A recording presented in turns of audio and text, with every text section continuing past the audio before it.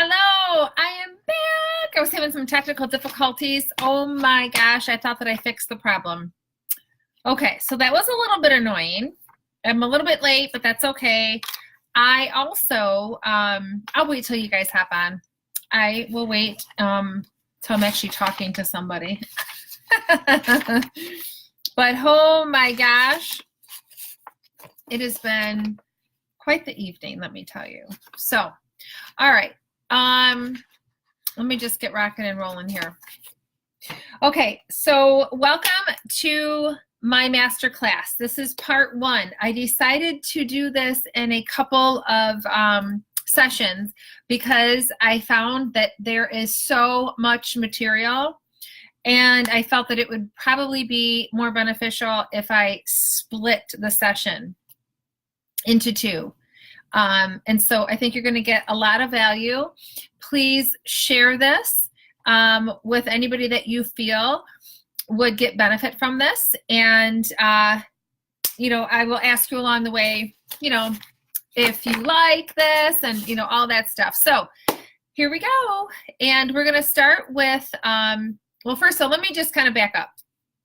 So this whole masterclass was created because I had asked you what your questions were, and as far as, you know, what topics you were curious about, or maybe you found yourself, you know, having frustrations with, or maybe constantly Googling or what have you.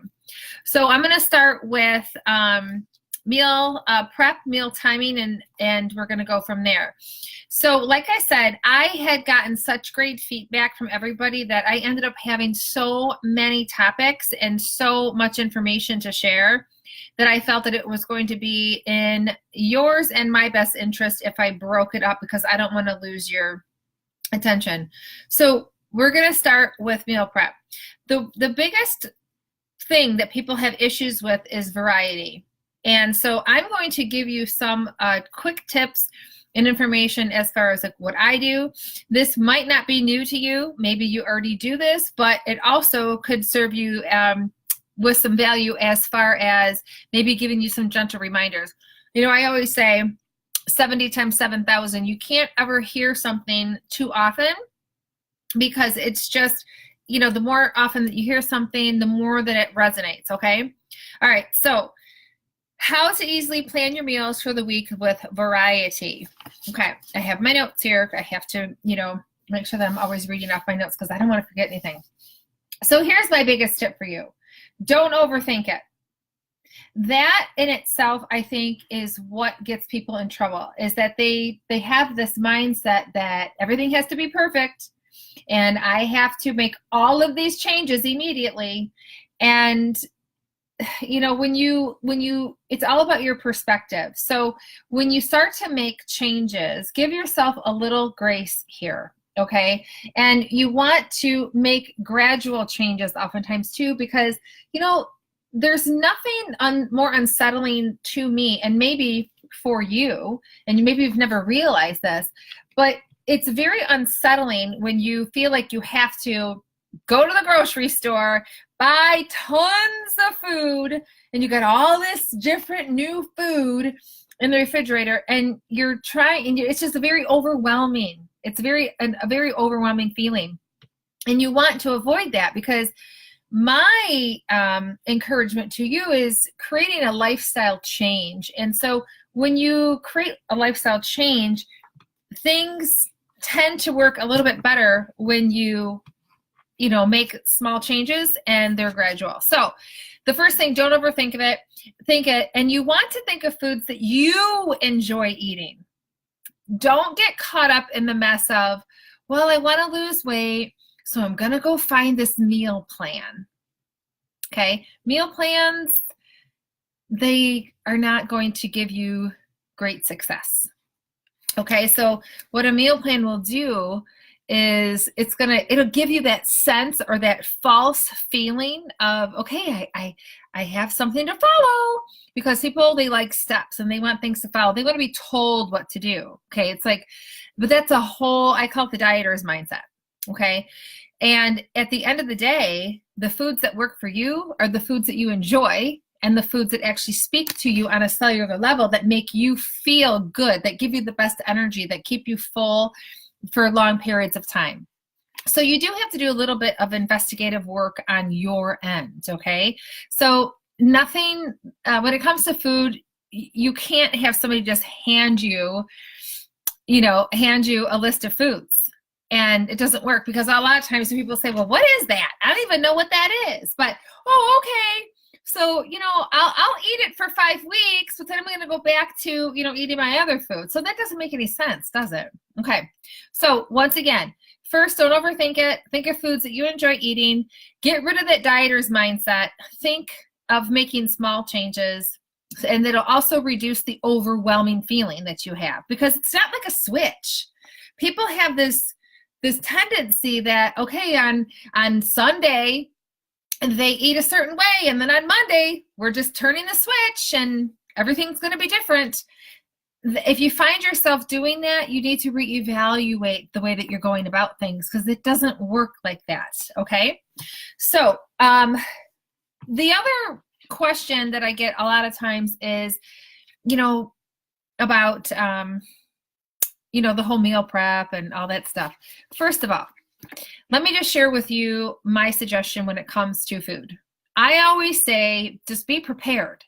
You don't have to have your foods in containers. You don't have to have your chicken and broccoli and rice and your chicken and broccoli and rice. By day 2, you're going to want to vomit all over that food. Okay, so instead of thinking of it as like, meal prep, think of it like just being prepared. That's how I operate. I just make sure that I have the right foods in my refrigerator at all times. And I know that I'm going to have a protein. I'm going to have some vegetables. I'm going to have a little starch, So I just make sure that I have those foods. I can have that combination at all times. Okay. So I also utilize resources that you should too.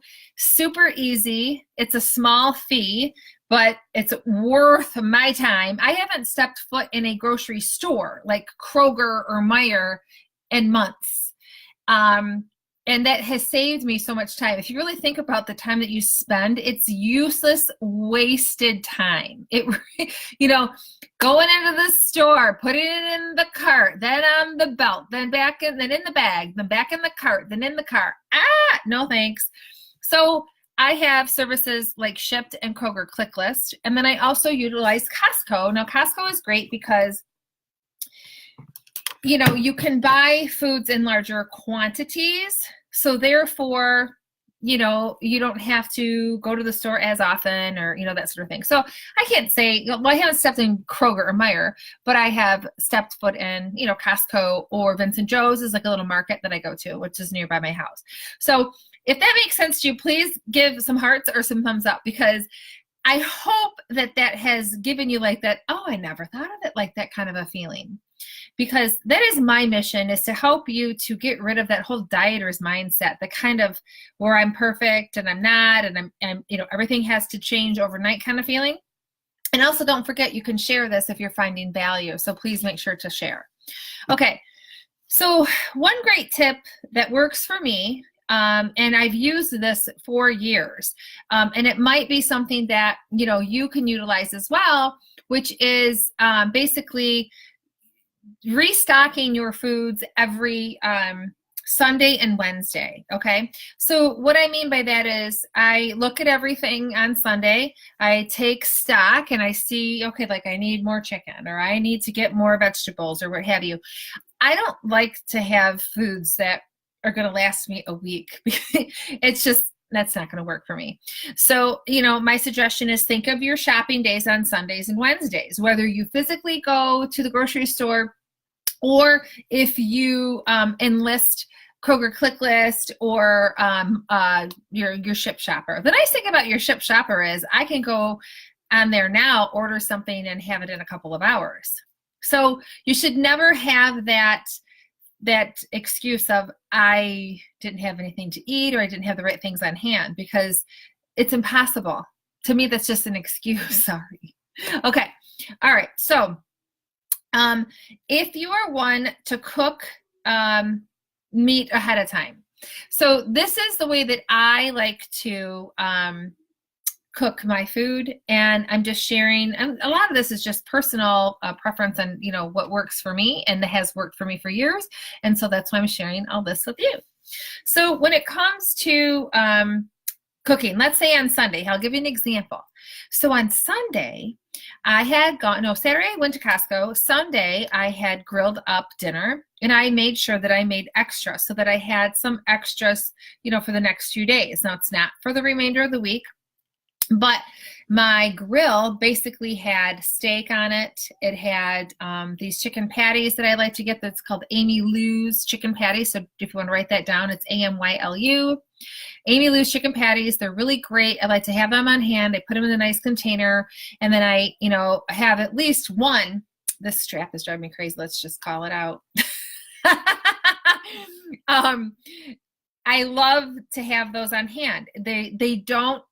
I don't reheat them. I think chicken actually tastes kind of pungent when it's reheated. So this is something that I can eat cold. I add a little hot sauce to it, and it tastes delicious. So my grill had my Amy Lou's.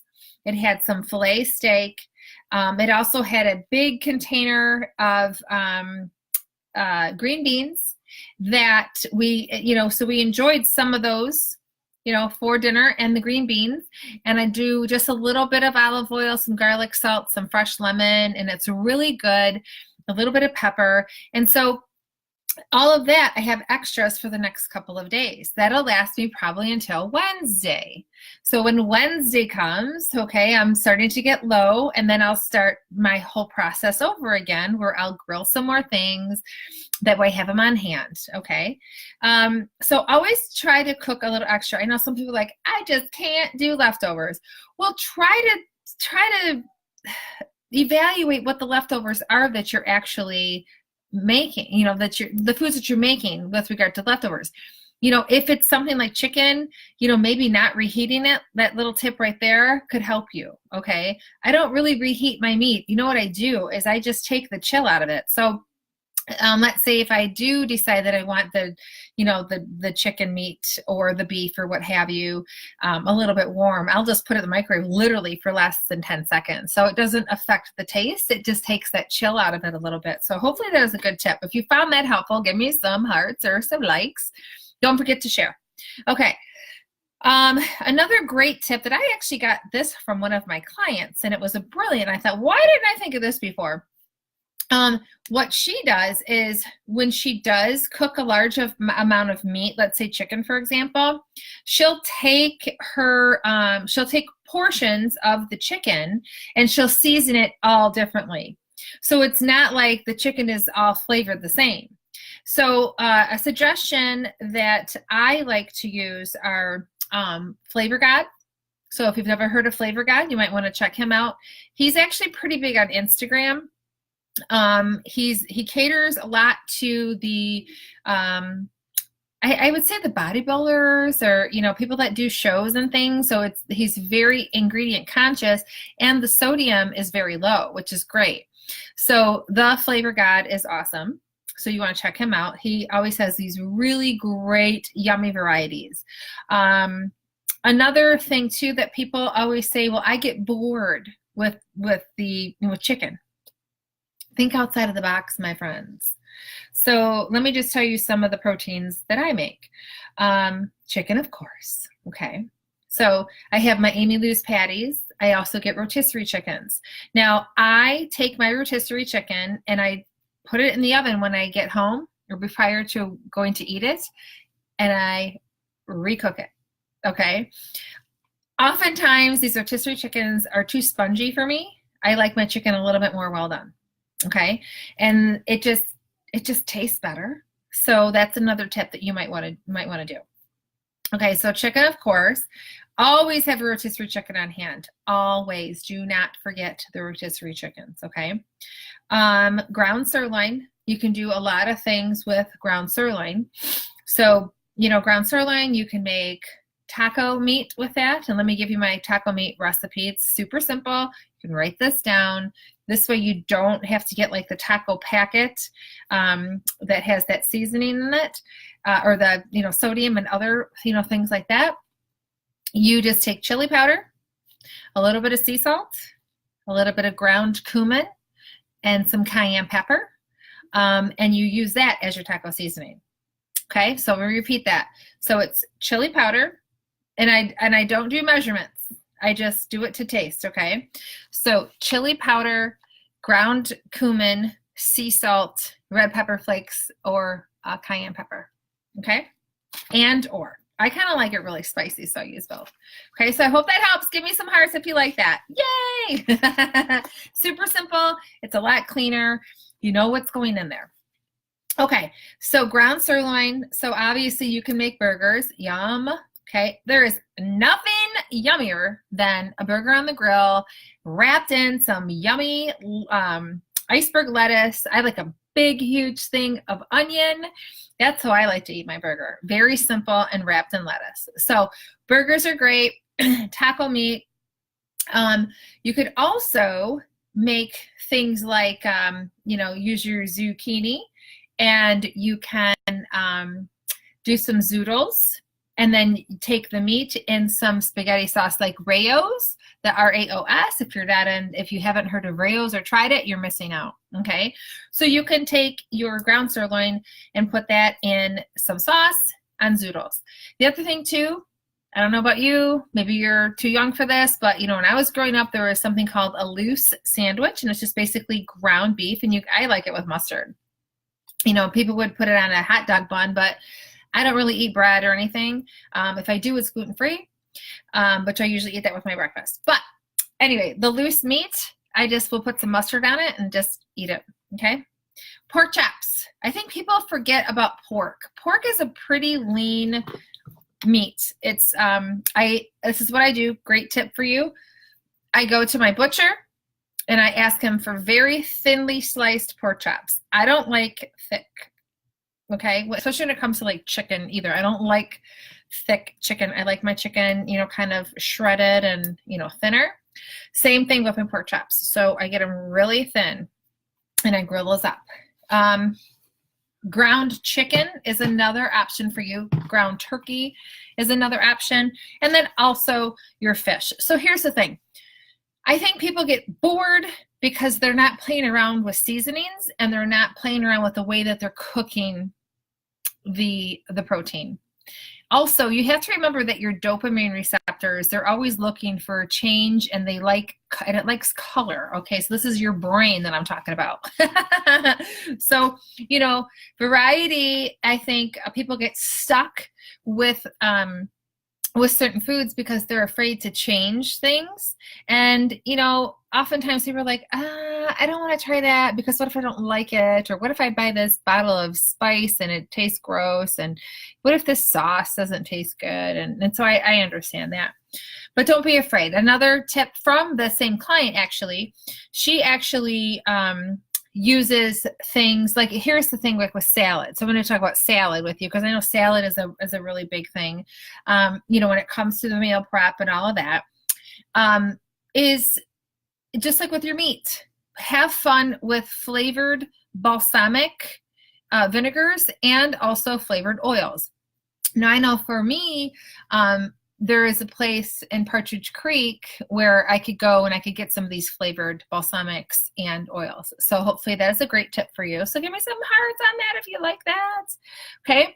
So it really is all about thinking outside of the box and getting creative. So you want to be really colorful with your plate, having things like colorful vegetables like peppers, onions, beans, asparagus, that sort of thing. So just always think, okay, I need color, and color is always going to be really, really helpful, and it's going to make you super happy. But at the end of the day, ultimately, when you start to feel better, when you find these foods that really make you feel great, at the end of the day, it's really all about just looking at food as fuel instead of looking at it as it has to be some elaborate recipe that is just so yummy, because for me, I like food. I guess, you could consider me a foodie, but, I I don't get all upset if my food is, not all fancy and, and whatnot. I'm all about, I just want to feel good, man. So, I just want to make sure that I have my food on hand that's going to make me feel really good. And I will, just make sure that I keep in perspective. That's the most important thing for me. Okay. The next thing too is always have fresh fruits that are going to stay hardy, because I think too, when it comes to vegetables and fruits, that people say, well, I don't get to it on time, and then it goes bad. So again, that's why the Sunday and Wednesday works really well. And also you want to make sure that you're buying things that are going to last a little bit longer. So some of my favorite things that keep well are fruits like blueberries, grapes, pineapples, and melons. Okay, so blueberries, grapes, pineapples, and melons. Obviously, apples too. Those are going to keep well. Keep really well too. Some of my favorite apple is actually the Honeycrisp. So, okay, I hope that helped. So that is suggestions for the meal prep. So if you found that valuable, please give me some hearts before we move on. If you have any questions, by the way, you can go ahead and ask your questions, but I will answer those toward the end. Okay. All right, so let's talk about some snack ideas, and I'm going to keep this super simple because snacks really, people tend to think snacks, when they think of it, they think of like pretzels and cheese and crackers and that sort of realm, where I want to help you shift away from that. Your snacks, you really want to think about them in the sense of fiber and fat. Okay, so protein, fiber, and fat based. So, okay, let me repeat that. Protein, fiber, and fat is what you really want your snacks to be. So here are some great suggestions for you. So beef jerky is a good one. Okay, Crave Jerky is a really good brand. Yes, it can be kind of expensive, but once again, it's going to give you a little bit of variety in that in your snacks. Okay, avocados, excellent snack. It's a good source of fat. It's a good fat. I personally like to have avocado slices, sliced up with some tomato slices, maybe just a little drizzle of lime, maybe a hint of sea salt, a little bit of pepper. Super good. Very refreshing and very good for you. So when you have fats and fiber and protein for your snacks, you're going to find yourself more satiated, and it's going to get you from, in between those meals. You could also have a protein shake. Now, I don't know about you, but a protein shake does not fill me up for a meal. I prefer to have a protein shake. I look at it more as a snack. So a great option that you can add into your protein shake would be an avocado, for example. I know it might sound gross, but I'm telling you, it is really, really, really good. Okay, you should try it sometime. So you just, a vanilla shake, add a little avocado. It's super creamy, really yummy. Yes, it's going to be a little bit of a different color, but who cares? It's really good, and it's really good for you. A handful of nuts with an apple, for example, is a great snack. You've got some fat and you've got some fiber, a little bit of protein there. A nut butter and an apple. Okay. You could do a roll up, and I don't mean with bread. You could take just the lettuce. So you could roll up a nice leaf of lettuce, let's say romaine leaf, and then you can cut that and then have the roll up. So I would recommend something like a boar's head turkey meat, because it's nitrate free, so you don't have that garbage. Good source of protein. So something small, almost like a little pinwheel. Or hey, if you want, you could just roll it up in the leaf and then eat it like a burrito. So peanut butter obviously is included in the nut butter. You could do seeds. Seeds are really great for snacks, so like pumpkin seeds.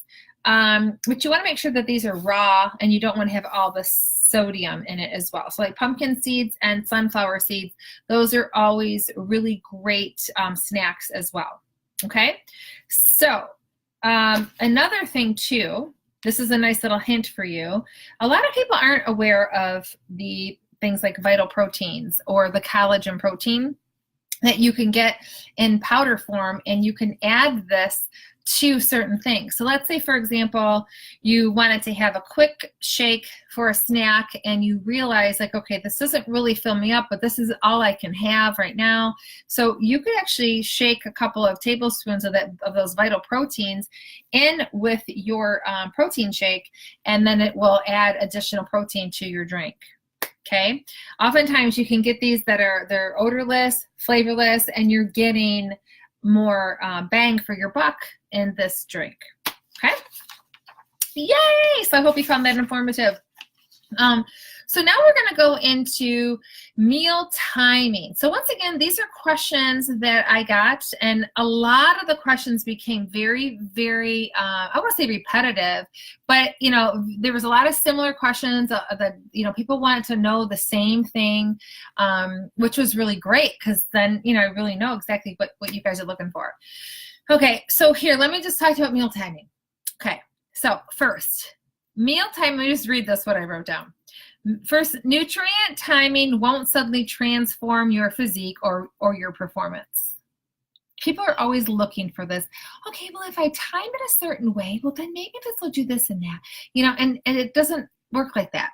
There's a combination of things that need to happen and take place. It's like, I call it the village or your team. You know, there's a lot of different things that come into play when it comes to, you know, your transformation and weight loss. The strap is driving me nuts.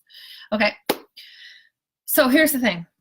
This is a very important statement. This is especially true if you aren't doing basic good habits consistently. Consistency is so huge. An average person should focus on food quality and portions. Not saying that food timing is good or bad. Okay. It certainly can and often does work, but nutrient timing is just one, like I said, one of the team members, okay? It has to be used skillfully, in the right way, and in the right situation. So you're probably thinking, okay, well then who is it for, okay? It's for more so like athletes and people that are in bodybuilding shows and stuff like that, okay? So, we'll talk about that a little bit more. So it's especially important for athletes who train for high level performance or in their endurance capacity.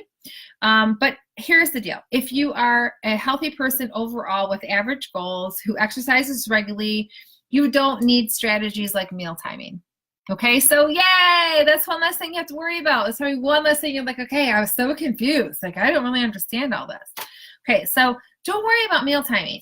You know, like I said, unless you're competing in like a show or that you're Tom Brady or, you know, you're really like this athlete that's really trying to set yourself above the bar, then meal timing is something that your coach, because trust me, you would have a coach for something like that, that would be responsible for the meal timing for you.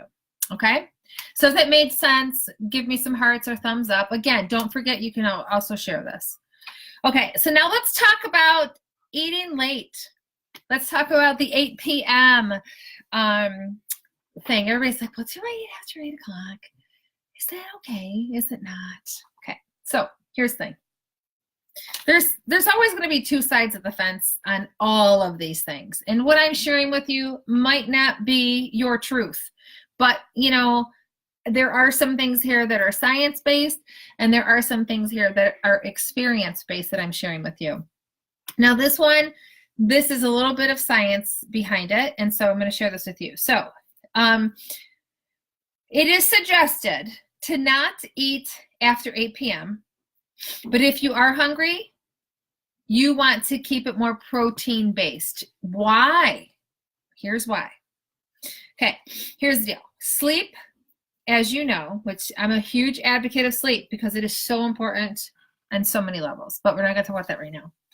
But sleep can be prime fat burning time or prime fat storing time. Okay, now to burn rather than just store at night, you need to get your adequate sleep. Okay, at least 7 hours. Work on the sleep, it's huge. Sleep helps to reduce HGH, which is human growth hormone, which is a powerful fat or release, not reduce. Did I just say reduce? we don't know what we're going to do with that. Sleep helps to release HGH, which is a powerful fat-burning and muscle-building hormone. Okay, so here's the deal. High blood sugar at night has been shown to decrease the HGH. So, in other words, you don't want to eat carbohydrates late that are going to elevate the blood sugar. So therefore, going to bed on an empty stomach or only consuming protein before bed is a good fat-burning strategy. Are you noticing a theme here that there's strategy, okay? But this particular strategy might not be the one for you, and this particular strategy might not be the one for you. That's what I want you to remember, is that when Sally Sue is over here and she's working this strategy, but you're over here working this strategy and it's working, then you don't need to move over to her camp, okay? So, because her strategy might throw you completely off and it might not work, okay? But there is also a possibility that maybe you could implement maybe a little bit of Sally's strategy alongside of your current.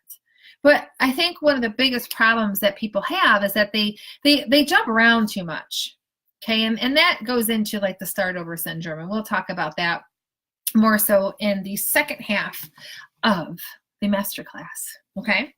All right, so if that made sense to you about the HGA, give me some likes and hearts. Again, don't forget to share. So here's the thing. Many people eat sugar within a few hours of going to bed and shut off their fat burning potential at night. Isn't that crazy? So it's just one little thing. So keep it protein based after 8 o'clock. Try it. Even if you just try some of these things, okay? Just try and see what happens.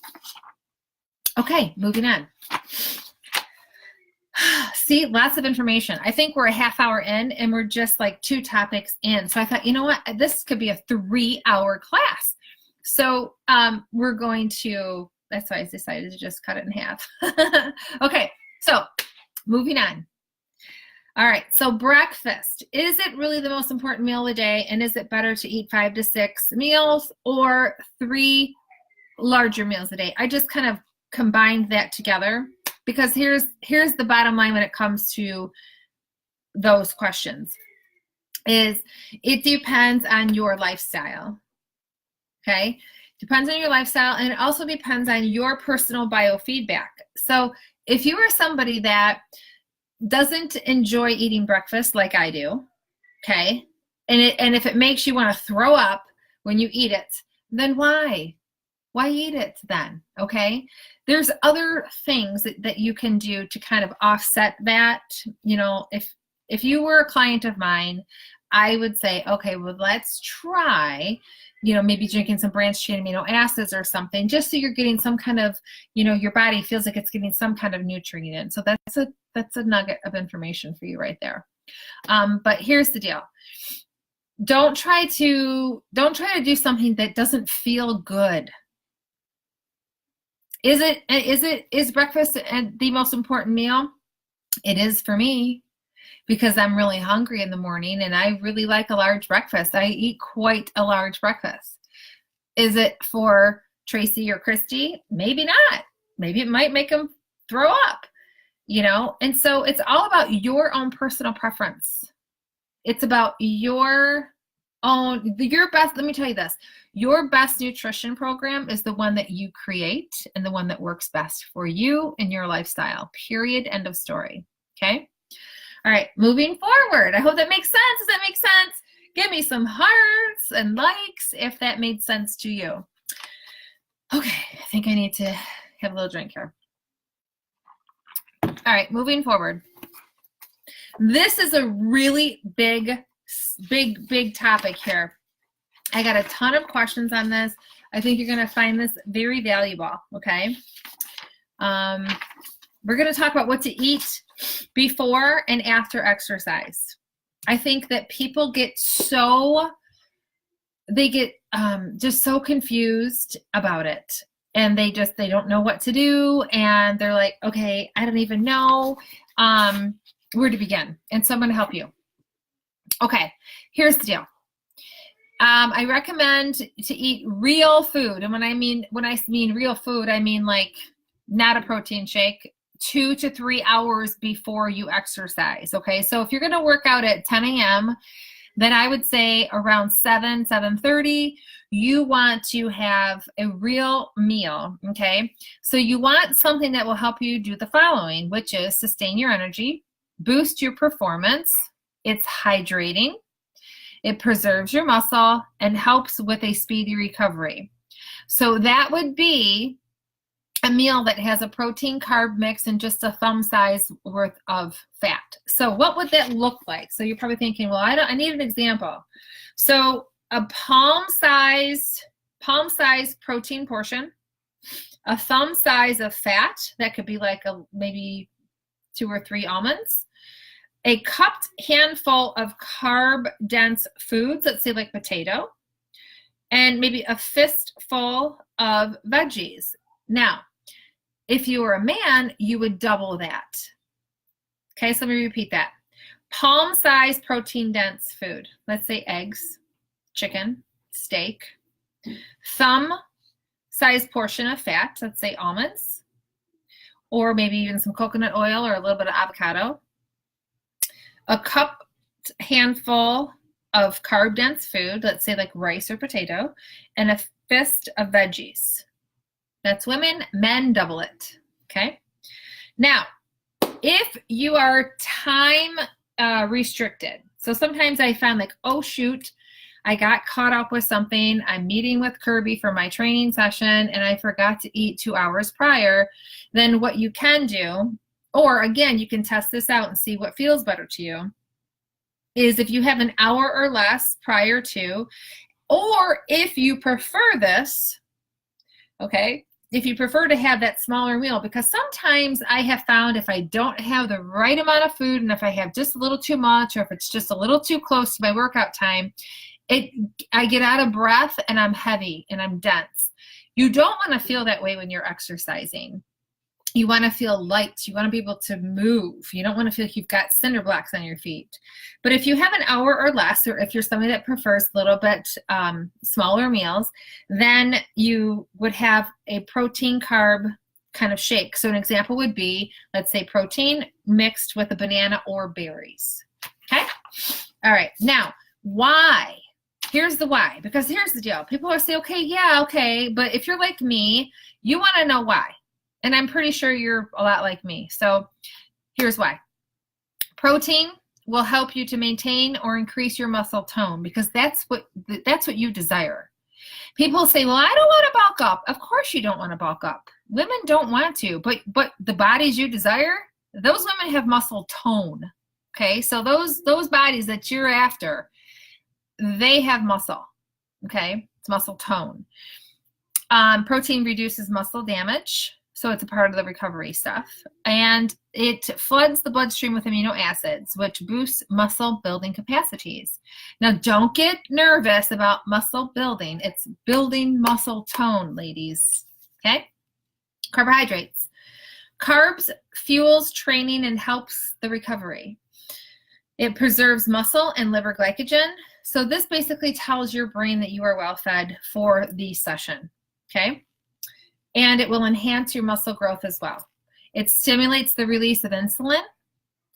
When combined with protein, improves protein synthesis and prevents protein breakdown. So I don't want to get too sciencey here, but let me just talk 2 seconds about insulin. Insulin is your best friend, but it's also your worst enemy because insulin is a muscle builder, muscle tone builder, and that's what I'm referring to here. And it's also a fat storer. It just depends on the scenario. Okay. All right. Fats helps to slow digestion, which maintains your blood glucose and insulin levels and keeps you in an even keel. Okay. So I hope that helped you. Loving the hearts and the likes. I'm so grateful that you are here and I am hoping that you are getting good value out of this. What do you eat after exercise? This is another big one. So immediately after your exercise, it's good to have a protein carb mix, which is a great example of what I just talked about, that shake. Okay, it's simple. it starts to get into that parasympathetic, because when we're exercising, we're kind of in that stressful fight or flight mode. After your workout, it's good to have that good shake to kind of calm things down. You're feeding your body. You're starting to, and you want to preserve the muscle and all of that. So immediately after is great. Okay.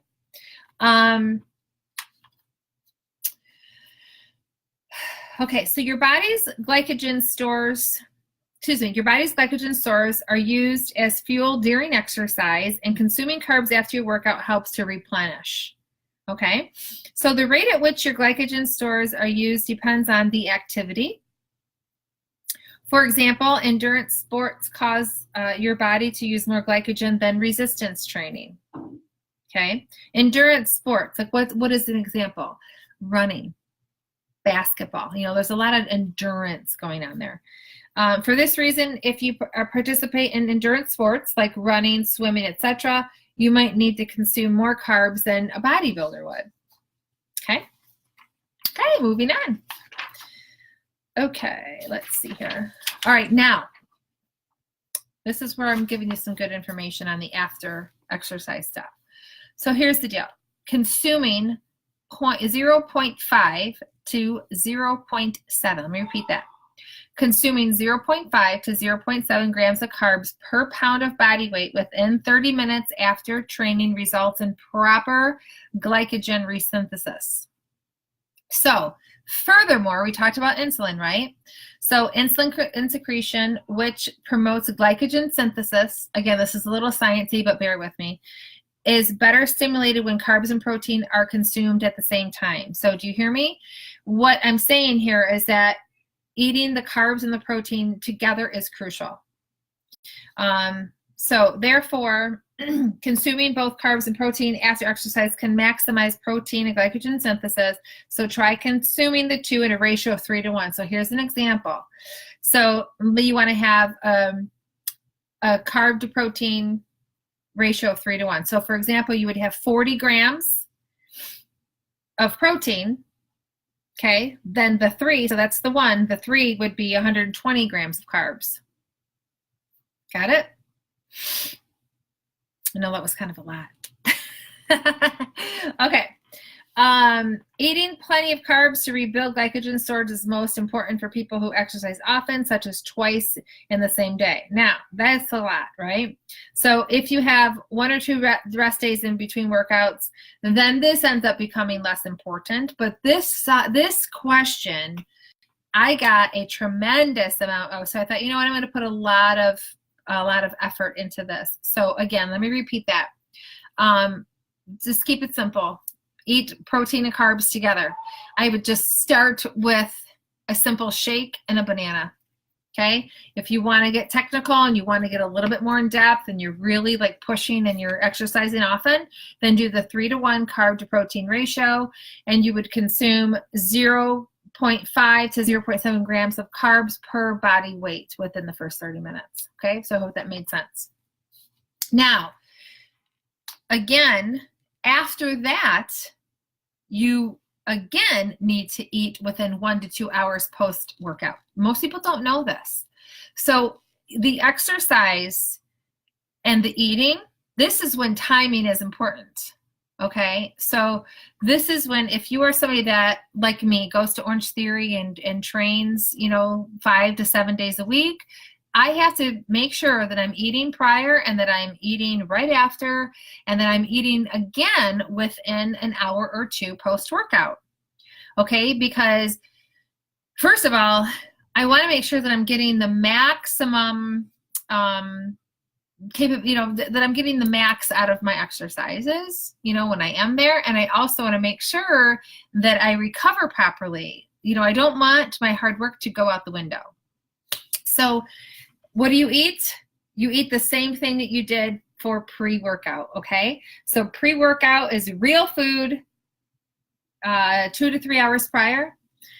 Right after the workout is that carbohydrate to protein combination, right after.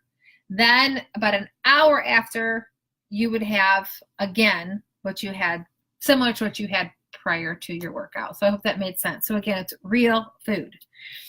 Okay. All right. Now, moving on. Boy, I'm telling you, I think we would have been sitting here for 3 hours if I did the whole thing at once. Okay, moving on, we're going to talk about exercise. So how to make the most out of your workout when you have limited time. Here's the thing. I want you to write this down. It's called FIT. F-I-T-T. This is frequency, intensity, time, and type. Okay, this is a general rule of thumb that I've used for years, and this is something that I learned through my certifications years ago. And you want to ask yourself, okay, first of all, how frequent do I want to exercise? What feels good to me? How intense am I going to exercise when I do exercise? Am I going to have days that are a little bit lighter? Am I going to have days that are a little bit more intense? That's kind of how my workouts are. Some days I'll have super intense workouts at Orange Theory, and I mean, we're talking really intense. And then some days I'll go to Orange Theory and I'm like, you know what? I'm not gonna push myself that hard today. I'm just gonna kind of get some movement in, and that feels really good. You do have to have days like that. And then, there's other days that I work out with Kirby, and it's really hard and intense too. So the next one is time. How long? So if you don't have a lot of time, this is where this is all going to come in together here. If you don't have a lot of time, then what do you need to focus on? The intensity. Okay, so if you have 20 minutes or 30 minutes to work out, then you better make sure that your intensity is there. If you have, an hour to work out, then, maybe you can play around with the intensity. Maybe you can take, 15 minutes of it and do some, HIIT style workout, which is a really great type of interval training. And then maybe the next 15 minutes you can, take a leisure walk on the treadmill type feel. And then maybe the next 15 minutes you can do some weight training. And then the next 15 minutes you can go on the sauna. You know what I mean? So you kind of have to map these things out. And then type. So your type of exercise, I just kind of named some of the examples.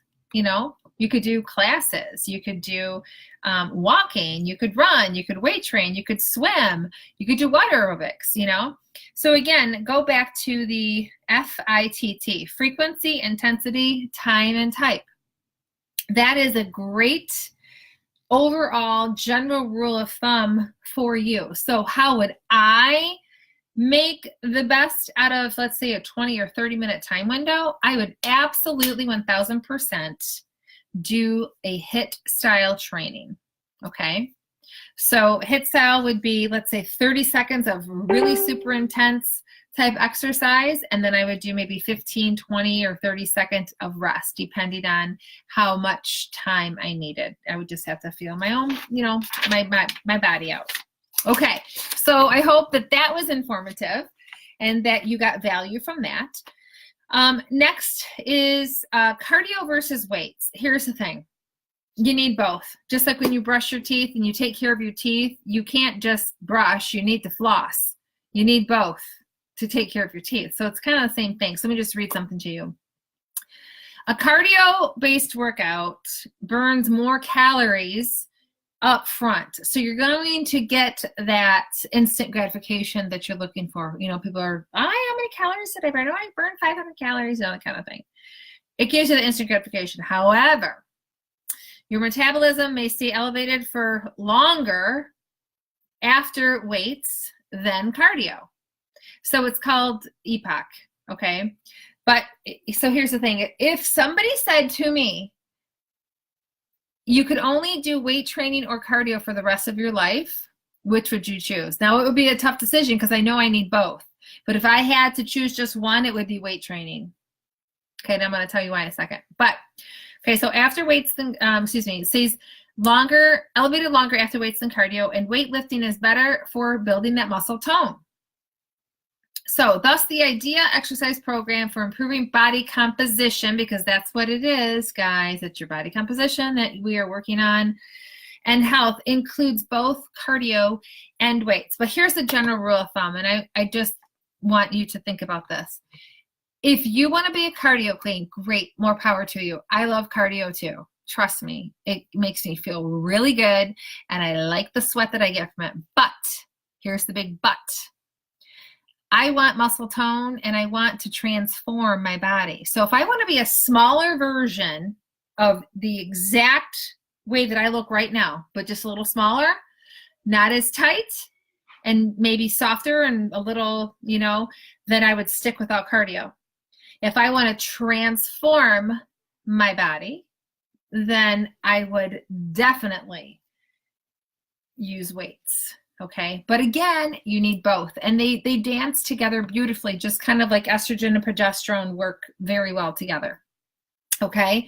So my suggestion is don't look at it as is one better than the other. It's just, how are you going to get them both in to your program? Okay. So, it's weights should not be intimidating. They should not be intimidating. You can start, with a really light weights and work your way up. But weight training is imperative. It's actually very good for people that have insulin resistance. It's also very good for arthritis. It's great for your bones. I mean, there's so many benefits other than just the aesthetics. And I think that, people always think aesthetically, how is it going to make me look? Is it going to get me in my size too? That kind of stuff. But really, if you start to think of how is this going to make me healthier or make me a better version of myself, I think that will relieve you of some of that stress that you carry in the back of your mind all the time. That you're worried about the size of your clothes and how you're looking and all of that. So in other words, when you incorporate these types of things, the weight loss is going to be a byproduct, which is great. Okay. Most effective exercises for fat burning. We're going to talk about that. And then I think we have one more topic, so bear with me. I hope you are enjoying this class. Okay. All right, here we go. So, most effective exercise for fat burning. When it comes to burning fat, there is a process. Okay? It's way more than you realize. And I think that most people, they think that it's just that it's a very simple process, and it's a little bit more in depth. And I apologize in advance because I think some people are going to be really like, what? But no, it's true. So let me just tell you this. This is going to be very, very insightful and informative for you. So open up your ears. Okay, so when it comes to fat burning, there is a process. So you need to release the fat from the cell. Okay, think of this. We're going to science class here. So that is done by releasing a stress hormone called catecholamine. Okay, so after that fat is released, it needs to be delivered to the proper place to be burned. So ultimately, you're to burn the fat off. So for good, like bye Felicia, gone good. Okay, so what what most people do, and I see it all the time, is they're releasing the fat, but then they're not delivering it to get it burned forever. So then they go home, and oftentimes, their eating choices aren't always the best. And then did you know that when your fat is released, and if it's not completely burned, that cell can be restored? Okay, it's pretty crazy. So here's the deal. So we release the fat by doing breathless, high intensity, like let's say 15 minutes of exercise to release the catecholamine hormone, so that, because what will happen is the receptors that bind to your fat cells. Okay, once again, it's a little sciencey, but I think you can follow me here. Oops, I went to the wrong page. Then the fat gets delivered through the bloodstream to get burned. And here's the most important part, my friend. Here's the most important part. Most people do number 1 and number 2, but they don't do number 3. This is how you do it. You might get a little upset. Is you burn it by doing 60 to 90. You don't have to do 90 though. It's a little intense, but I'm just telling you. Of steady state cardio, meaning like walking. I'm not saying you have to run or anything like that. We're just talking strides after you have done your high intensity workout. Okay. So I know, pick your jaw up off the floor. So yeah, that is the protocol. That is the protocol for some serious body change. Do you have to do it every day? No. I would recommend, starting out maybe a couple times and build your way up to 3 to 5. So that is really the proper way to burn fat. And I know oftentimes when I tell people that, they're like, there is no way. Are you kidding me? I don't have time for that. So that's the thing. It takes time. Will you lose weight? Sure.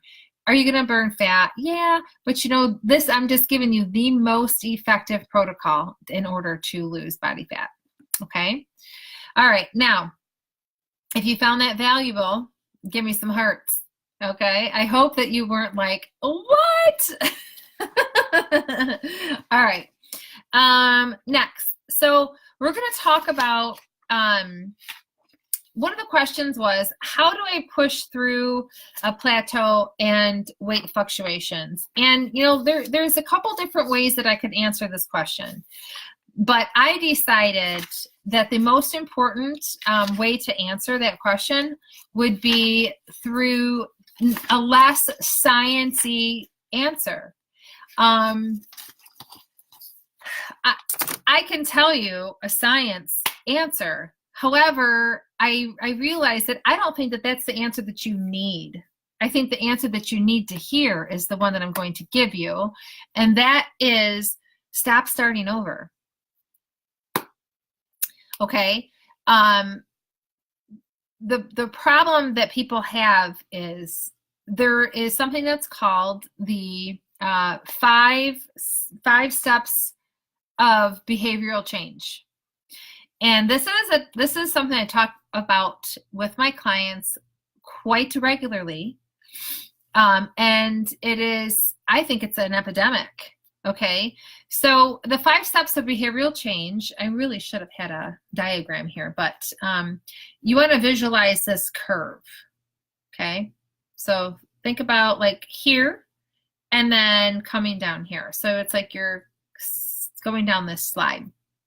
So what happens is that, you get excited and you start to, you lose weight and you start to reach your goals, and then you start going down the slide a little bit, and then it kind of gets a little uncomfortable and you're not really sure if it's worth it. And you start asking yourself, I don't know, was I really that bad off? And then you start to convince yourself, or maybe a social situation comes up and then that becomes really convincing. Then, you know what? I'll just start over on Monday. Okay. So there's a couple things that are happening here. When you do that, it's not only messing with your mental behaviors, but it's also on the science end, that yo-yo up and down, constantly, being very inconsistent with your foods. One day you're on point, the next day you're kind of mediocre, and the next day it's like, forget it, don't even talk about it because you went on a binge. That lack of inconsistency is really confusing to your body, and it's really screwing things up metabolically and on a cellular level. So with regard to a plateau, my suggestion to you would be, is get consistent, stop starting over, and when you have these social temptations that come up, and we can talk about social temptations in the second half of the class, but when those social temptations come up, you really need to ask yourself that question. Here's the promised land, and here's where you are. Is what I am about to do or eat going to get me closer to the promised land or keep me further away? Okay, so it's really about your choices. So your choices not only, affect where you are in your life and all of that, but that particular choice is going to affect you on the mental side and also the scientific side. So to me, when it comes to plateaus and weight fluctuations, you know, somebody had mentioned that that the scale keeps fluctuating around 8 pounds, I believe it is. And that just tells me that there's lack of consistency and that there's probably a lot of the starting over going on. You know, well, I'll start over on Monday, or they'll start over on the first of the month, whatever it is, you know. And that's why I always talk about getting rid of that whole dieter's mindset, and also getting rid of the all or nothing, that, you know, because that all or nothing, or that bandwagon, I'm on the wagon, I'm off the wagon. There is no wagon where I live. Okay. There used to be. Okay. I had a really, really bad relationship with food. Really bad. And, I did the whole thing, everything that I'm talking about, you know, the starting over, I'll start over on Monday. Yeah. You know, and all of that. And then I realized that, you know what, I just need to burn that wagon, because it was just keeping me further and further away from the promised land. Okay. So at the end of the day, it's really about your control and your choices when it comes to all of this. And you have to get to a place where you need to ask yourself that question. How bad do you want it? It's yours. You can have it. It's just about, are you going to get it? Are you going to go after it and get consistent? And that's really, really, really important. The consistency is huge. And once you start to become consistent in one thing in your life, then you will start to find that you become consistent in many.